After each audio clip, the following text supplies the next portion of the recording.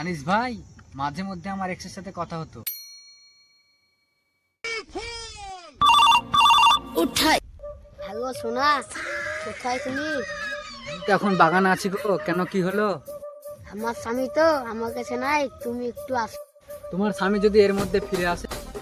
আসবে না, আমার স্বামী রাজমিস্ত্রি কাজে গেছে। ও তাই নাকি? দাঁড়াও, আমি এক্ষুনি আসছি। কি ব্যাপার, কোনোদিন তো ডাকে না, দেবা হঠাৎ ডাকছে।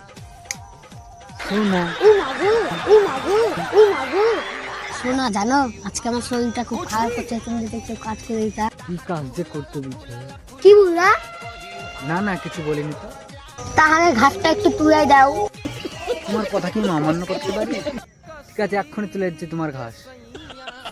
আমি তো ভাবছিলাম আমাকে অন্য কিছু করতে দিলে, এদিকে আমাকে ঘাস তোলা করাচ্ছে।